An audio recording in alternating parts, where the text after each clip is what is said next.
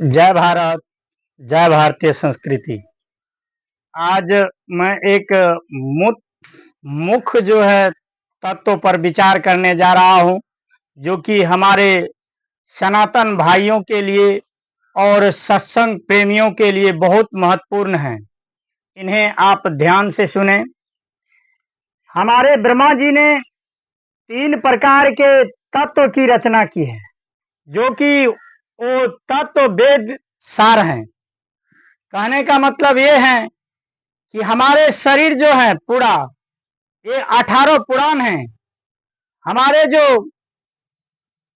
मस्तिष्क है, जिसको हम ब्रह्मांड बोलते हैं, मस्तिष्क को, ये 4 वेद हैं।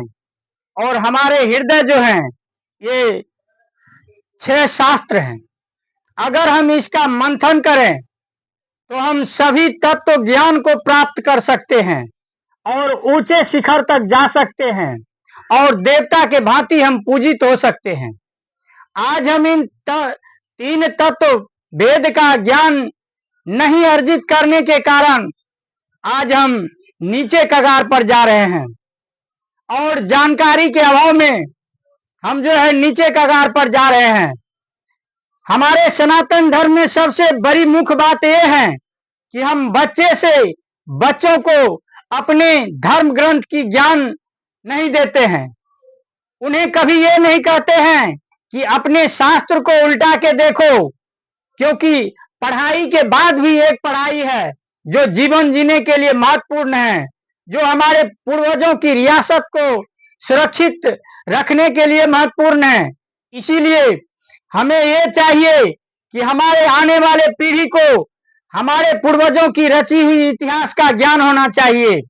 तब वो जानेंगे कि हमारे पिता कैसे थे, हमारे पितृ कैसे थे, हमारे पूर्वज कैसे थे। और इस अज्ञान के अभाव में अपने ही वंश का खंडित कर लेते हैं, अपने में ही उलझ जाते हैं, जाति पाति में इन्हें बांट देते हैं। इन पर जाति पाति नहीं करना चाहिए और प्रत्येक व्यक्ति को चाहिए कि अपने बच्चे को वो शास्त्र वेद की ज्ञान के लिए उत्प्रेरित करें, ताकि वो आगे चल के अपने पौराणिक इतिहास को जान सके, जो कि महान संतों ने बहुत कठिनता से इस शास्त्र को रची हैं।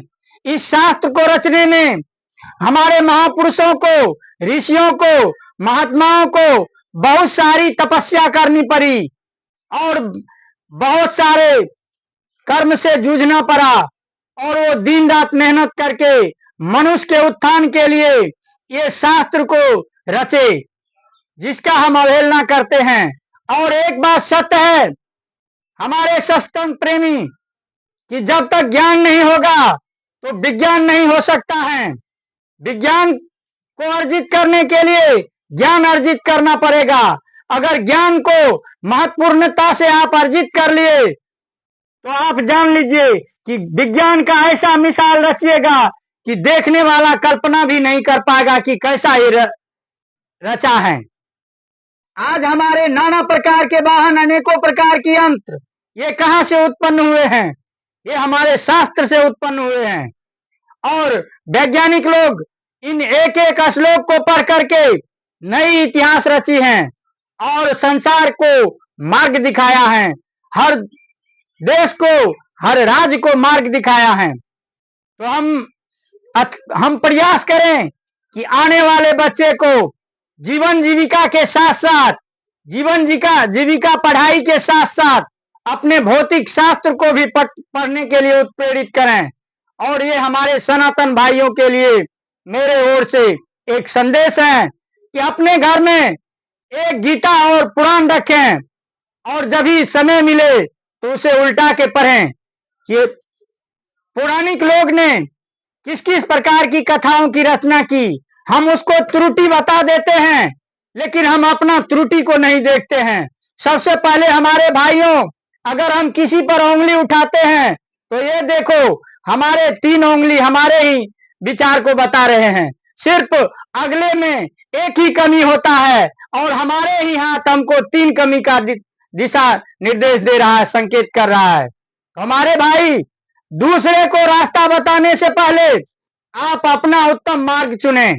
अगर आप उत्तम मार्ग चुनिएगा तो अगला आपको देख करके स्वयं उत्तम मार्ग चुनेगा। और किसी का निंदा नहीं करना है। निंदा से बड़ी पाप कुछ नहीं होता है इस संसार में।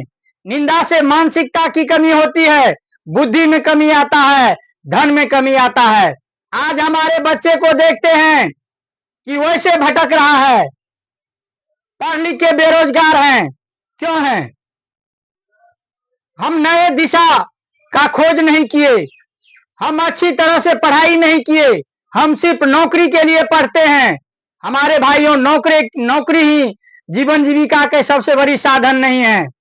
आप ऐसे नई इतिहास रचिए जो कि आप हजारों को नौकरी दे सकते हैं, अपने काम में हजारों व्यक्ति को लगा सकते हैं। हमारे बुद्धिमान व्यक्ति पढ़ लिख तो लेते हैं, बाद में घर में बैठ करके उस पर मंथन नहीं करता है, उस पर विचार नहीं करता है, जिसके कारण उनके साथ साथ उनके समाज भी काल के आगोश में समाते जा रहे हैं। आज निर्धनता और बेरोजगारी और जो है धन के कमी के कारण बच्चे सभी सड़क पर आ गए हैं और जो है वो तरह तरह के नशीले पदार्थ का सेवन कर रहे हैं।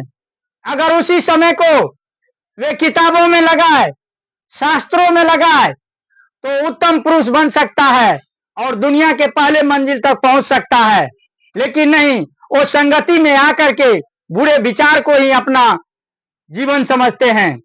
हमारे भाइयों, हमारे नौजवान साथियों के लिए भी ये संदेश है कि आप जो है बुरे विचार में न फंसें, बुरे आचरण वाले व्यक्ति से दूर रहें, बुरे आचरण वाले मित्र से संगति न करें, जिससे कि आपका उत्थान होगा और आप सर्वश्रेष्ठ होंगे।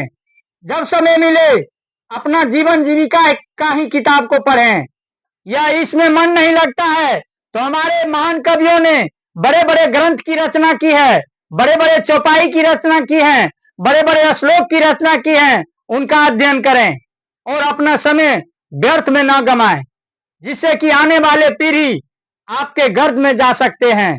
आप जब व्यर्थ का समय गंवाइएगा तो आपके आने वाले पीढ़ी गर्त में जा सकता है। तो हमारे नौजवान साथियों से यही कहना है कि आप लोग बुरे विचार से बचें, गलत आचरण वाले व्यक्ति से बचें और अपने आप को स्वच्छ आचरण वाले बनाएं और अपने आप को उत्तम मार्ग दिखाएं। आपके अंदर सारे कुछ हैं, तीनों प्रकार के तत्व मौजूद हैं।